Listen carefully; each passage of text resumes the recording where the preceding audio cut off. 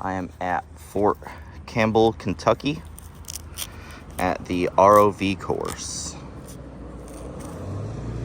You have to get permits and stuff to come here, so.